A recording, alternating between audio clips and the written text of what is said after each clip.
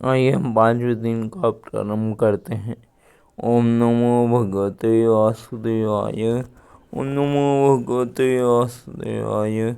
ओम नमो भगवते वासुदेवाय। नारायणं नमस्कृत्य नरं चैव नरोत्तमं देवीं सरस्वतीं व्यासं ततो जयमुदीरयेत्।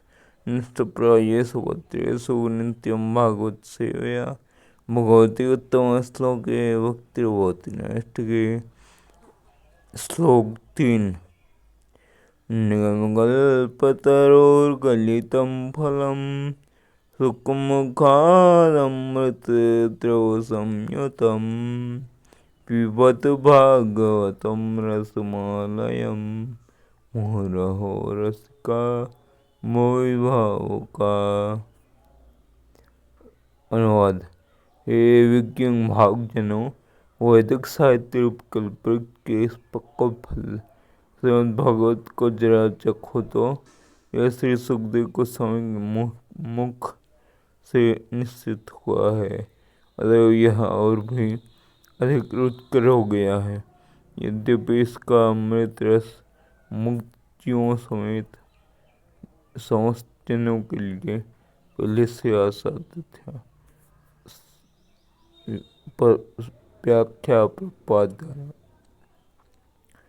पिछले 2 श्लोक से निश्चित रूप से सिद्ध हो गया है कि श्रीमद् भागवतम दिव्य साहित्य है, जो अपने गुणों के कारण अन्य समस्त वैदिक शास्त्रों को पीछे छोड़ देता है। यह समस्त लौकिक कार्यकलापों तथा लौकिक ज्ञान से परे है। इस श्लोक में बताया गया है कि श्रीमद् भागवत न केवल उत्कृष्ट साहित्य है, अपितु यह समस्त वैदिक साहित्य का परिपक्व फल है। दूसरे शब्दों में यह सभी वैदिक ज्ञान का नवनीत सार है। यह सब दृष्टि में रखते हुए यह समझना चाहिए कि धैर्य एवं नम्रता से श्रवण करना निश्चित रूप से आवश्यक है। अतः मनुष्य को चाहिए कि वह श्रीमद् भागवत द्वारा प्रदत्त संदेशों तथा उपदेशों को अत्यंत आदर के साथ ध्यान पूर्वक ग्रहण करें। वेदों की तुलना कल्पवृक्ष से की गई है, क्योंकि उनमें मनुष्य के लिए जानने योग्य सारी बातें पाई जाती हैं। उनमें सांसारिक आवश्यकताओं के साथ साथ आध्यात्मिक साक्षात्कार का भी वर्णन हुआ है। वेदों में सामाजिक, राजनीतिक, धार्मिक, आर्थिक, सैन्य, चिकित्सकीय, रासायनिक, भौतिक, पराभौतिक विषयों से संबंध, ज्ञान के नियामक सिद्धांत तथा जीवन के लिए जो भी आवश्यक है सभी का समावेश है। इनसे बढ़कर इसमें आध्यात्मिक साक्षात्कार के लिए विशेष निर्देश हैं। नियामक ज्ञान में जीव को क्रमशः आध्यात्मिक स्तर तक ऊपर उठाया जाता है और सर्वोच्च आध्यात्मिक अनुभूति तो यह जान लेना है कि भगवान समस्त रसों के आकार हैं। इस भौतिक जगत में उत्पन्न होने वाले प्रथम जीव ब्रह्मा से लेकर एक छोटी चींटी तक सारे जीव इंद्रियों द्वारा कोई न कोई रस प्राप्त करने के इच्छुक रहते हैं। इन इंद्रिय सुखों को परिभाषिक रूप से रस कहा जाता है। ऐसे रस कई प्रकार के होते हैं। प्रमाणिक शास्त्रों में 12 रसों के नाम इस प्रकार गिनाए गए हैं। रौद्र, क्रोध, अद्भुत, आश्चर्य, श्रृंगार मतलब दाम्पत्य प्रेम, हास्य, प्रसन्न, वीर, शौर्य, दया, करुणा, दासता, मैत्री, सख्य, मैत्री भाव, भयानक, भय, बीभत्स, आघात, शांत, उदासीन, तो वात्सल्य मतलब माता पिता का स्नेह। इन समस्त रसों का समग्र सार स्नेह या प्रेम है। मूल रूप से प्रेम के ऐसे लक्षण उपासना, सेवा, मैत्री, वात्सल्य तथा दाम्पत्य प्रेम के रूप में प्रकट होते हैं। जब ये पांच अनुपस्थित रहते हैं तो प्रेम अप्रत्यक्ष रूप में क्रोध, आश्चर्य, हास्य, वीरता, भय, विवश आदि में प्रकट होता है। उदाहरणार्थ, यदि कोई पुरुष किसी स्त्री से प्रेम करता है तो यह श्रृंगार रस हुआ, किंतु यदि ऐसे प्रेम में बाधा पहुंचती है तो आश्चर्य, क्रोध, आघात या भय तक उत्पन्न हो सकता है। कभी कभी दो व्यक्तियों के प्रेम का संबंधों का अंत हत्या में होता है। अस्थिर रसों का प्रदर्शन मनुष्य तथा मनुष्य के मध्य और पशु तथा पशु के बीच प्रदर्शित होता है। इस जगत में रस का ऐसा आदान प्रदान न तो मनुष्य तथा पशु के बीच हो पाता है, न ही मनुष्य तथा अन्य किसी योनि के साथ। ऐसे रस का आदान प्रदान तो एक जैसी योनियों में ही होता है, किंतु जहाँ तक आत्माओं का प्रश्न है, वे गुणात्मक रूप से परमेश्वर के समरूप है। इसके प्रारंभ में रसों का आदान प्रदान आध्यात्मिक जीवात्मा तथा आध्यात्मिक परम पूर्ण भगवान के साथ होता था। यह आध्यात्मिक आदान प्रदान या रस आध्यात्मिक जगत में जीवों तथा परमेश्वर के बीच पूरी तरह पाया जाता है। इसलिए श्रुति मंत्रों में पूर्ण पुरुषोत्तम भगवान को समस्त रसों का निर्झर स्रोत कहा गया। जब जीव परमेश्वर की संगति करता है और उनके साथ अपने स्वाभाविक रस का आदान प्रदान करता है तो वह सचमुच सुखी होता है। ये श्रुति मंत्र बताते हैं कि प्रत्येक जीव का एक स्वाभाविक स्वरूप होता है, इसमें भगवान के साथ एक विशिष्ट प्रकार के रस का आदान प्रदान किया जाता है। केवल मुक्त अवस्था में इस मालिक रस का पूर्ण रूप से अनुभव हो पाता है। भौतिक जगत में रस का अनुभव विकृत रूप में होता है। इस जगत को भौतिक जगत कहते हैं और जो अस्थायी होता है। इस प्रकार भौतिक जगत में रस का प्रदर्शन रौद्र, क्रोध आदि भौतिक रूपों में होता है। तो जो व्यक्ति कार्यकलापों के मूल तत्व इन विभिन्न रसों का पूर्ण ज्ञान प्राप्त कर लेता है, वही मूल रसों के छह स्वरूपों को भौतिक जगत में प्रतिबिंबित होते समझ सकता है। विद्वान अध्येता वास्तविक रस का उसके आध्यात्मिक रूप में आस्वादन करना चाहता है। प्रारंभ में वह परमेश्वर से एकाकार होना चाहता है। इस प्रकार अल्पज्ञ अध्यात्म आदि विभिन्न रसों को जाने बिना पूर्ण आत्मा से एकाकार होने के बोध से ऊपर नहीं जा पाते। इस श्लोक में निश्चित रूप से कहा गया है कि वह आध्यात्मिक रस जिसका साधन मुक्त अवस्था में भी किया जाता है, श्रीमद् भागवत के साहित्य में अनुभव किया जा सकता है, क्योंकि यह वैदिक ज्ञान का पक्का फल है। दिव्य साहित्य का विनीत भाव से श्रवण करने पर मनुष्य मनोवांछित पूर्ण आनंद प्राप्त कर सकता है, किंतु मनुष्य को इस बात में अत्यंत सावधानी बरतनी होगी कि इस संदेश का श्रवण सही स्रोत से किया जाए। श्रीमद् भागवत को पूर्णतया उपर्युक्त स्रोत से प्राप्त किया जा गया है। इसे वैकुंठ लोक से लाने वाले नारद मुनि हैं, जिन्होंने इसे अपने श्री व्यासदेव को प्रदान किया।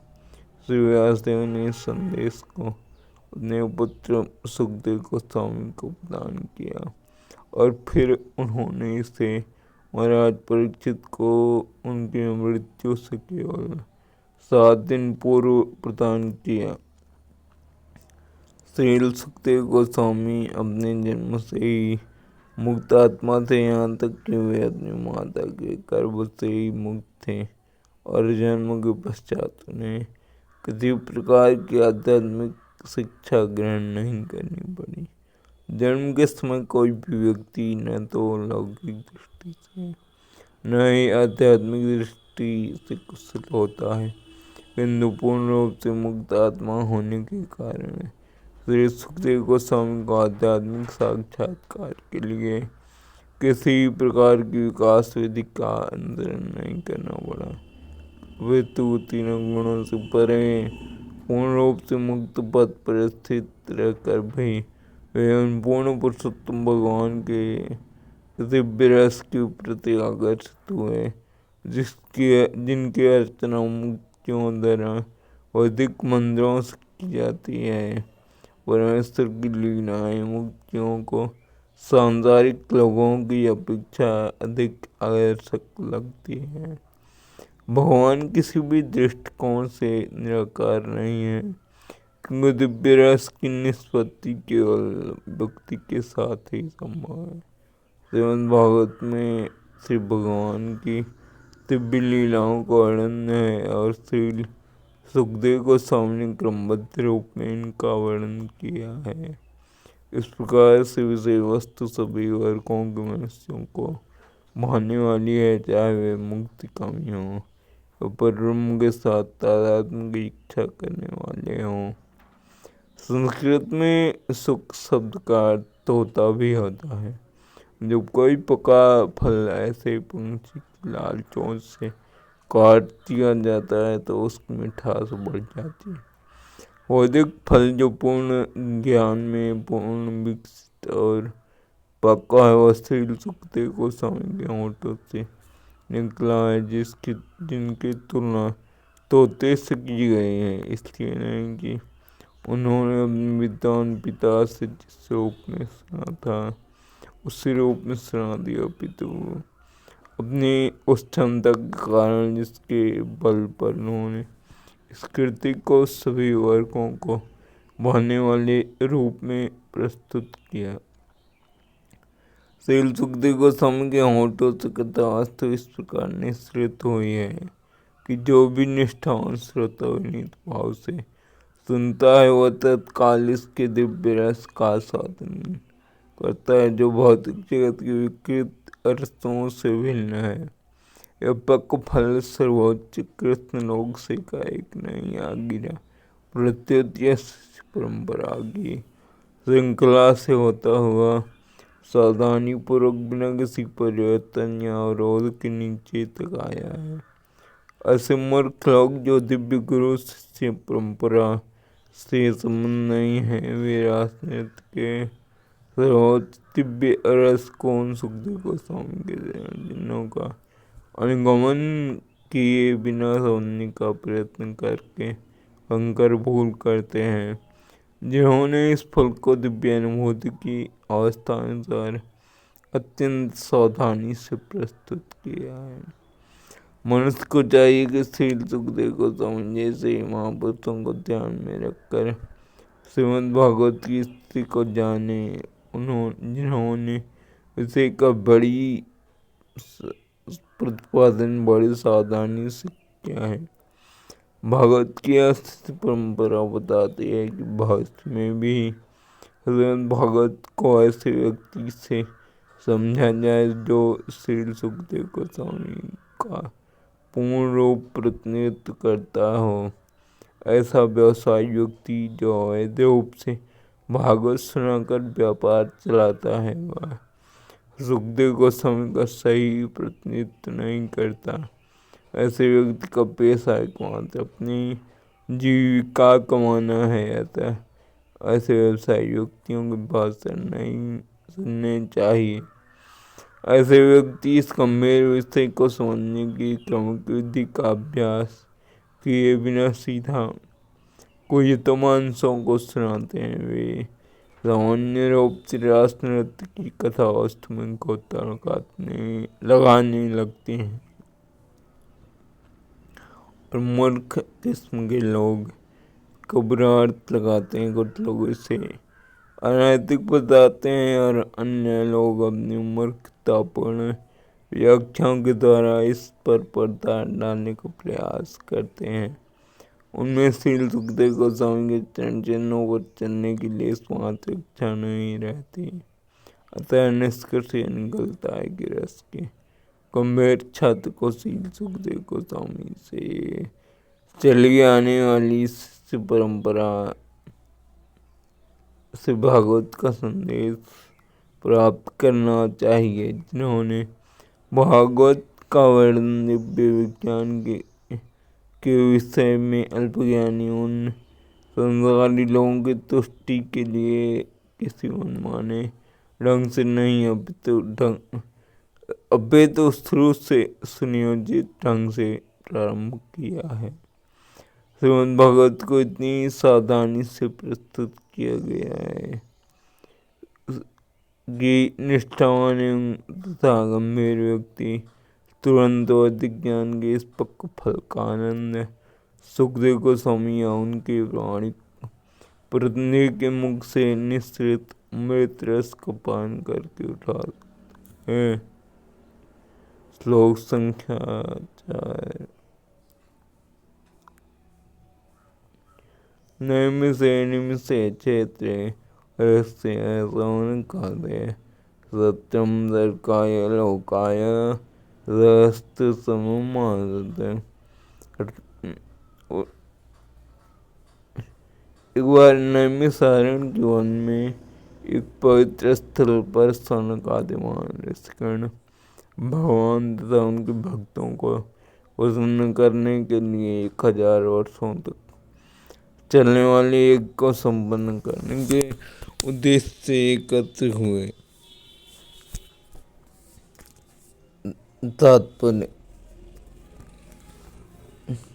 पिछले तीन श्लोक में श्रीमद् भागवत के उपोद्घात या विषय के रूप में थे। अब इस महान ग्रंथ का मुख्य विषय प्रस्तुत किया जा रहा है। श्रीमद् भागवत प्रथम बार श्री सुखदेव गोस्वामी द्वारा सुनाए जाने की बात अब दूसरी बार नैमिषारण्य में सुनाया जा रहा है। वायवीय तंत्र में कहा गया है कि इस ब्रह्म विशिष्ट ब्रह्मांड के शिल्पी ब्रह्मा ने एक ऐसे विराट चक्र की कल्पना की जो ब्रह्मांड को चारों ओर घेर सके। इस विराट चक्र की धुरी एक विशिष्ट स्थान पर स्थित की गई जिसे नैमिषारण्य कहते हैं। इसी प्रकार से नैमिषारण्य के वन का एक अन्य प्रसंग वराह पुराण में आता है, जिसमें कहा गया है कि इस स्थान पर यज्ञ करने से असुरी लोगों की शक्ति करती है। अतएव ब्राह्मण लोग ऐसे यज्ञों को नैमिषारण्य में करना श्रेष्ठ समझते हैं। भगवान विष्णु के भक्त उनकी प्रसन्नता के लिए सभी प्रकार के यज्ञ करते हैं।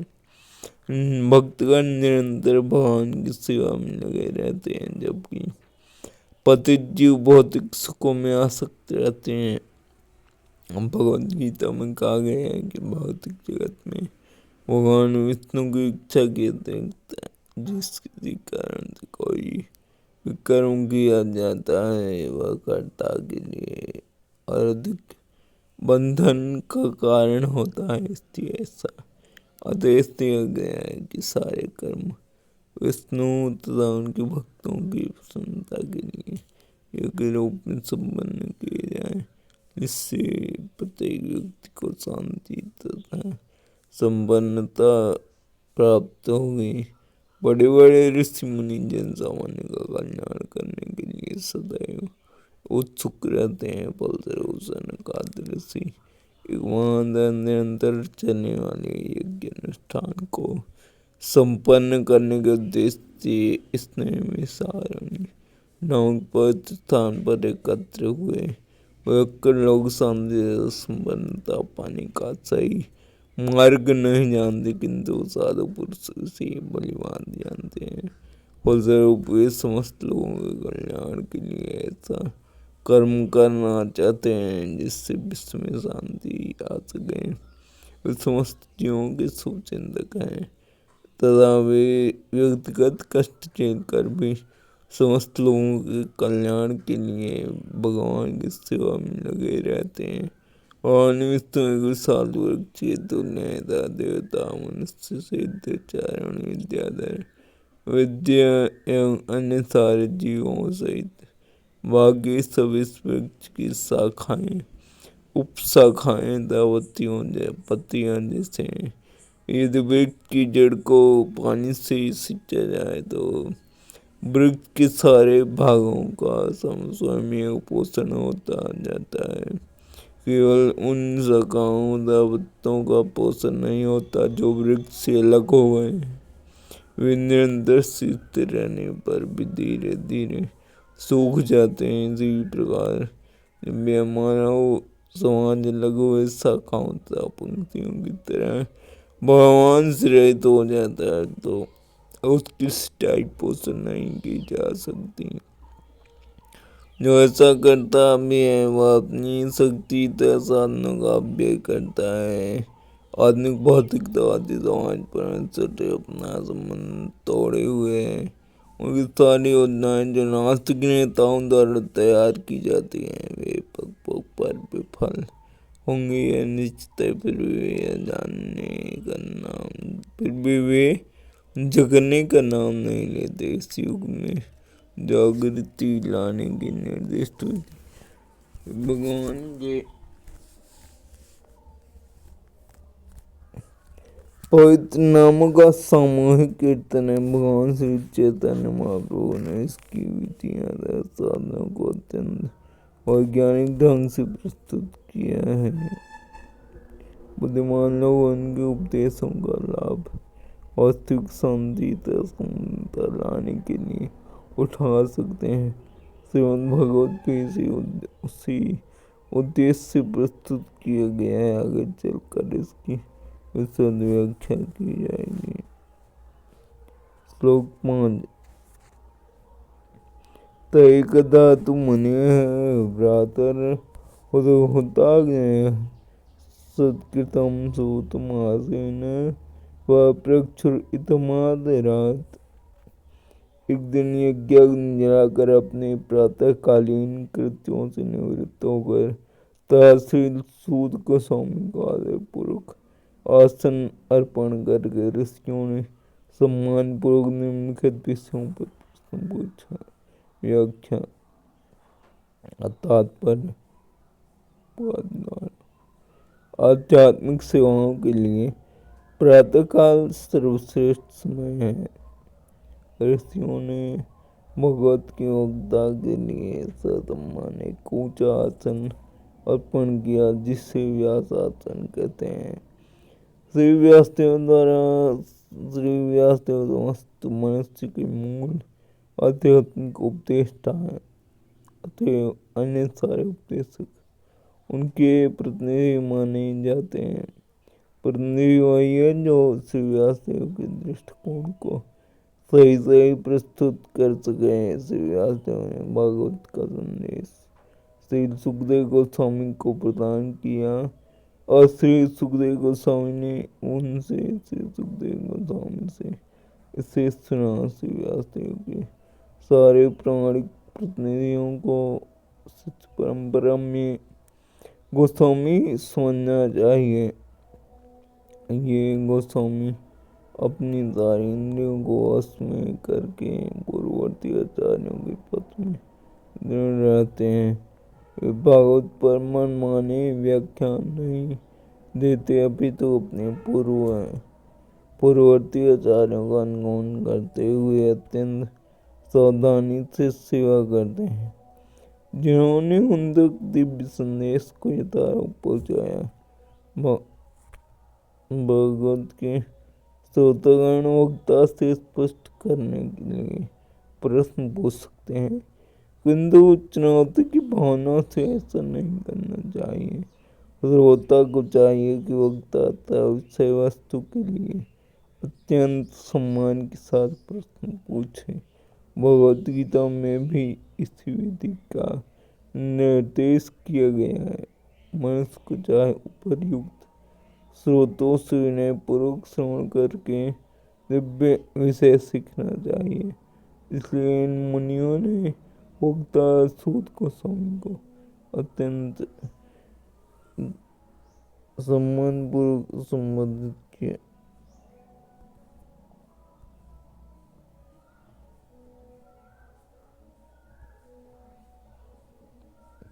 हरे कृष्ण। आज हम यही समाप्त करते हैं।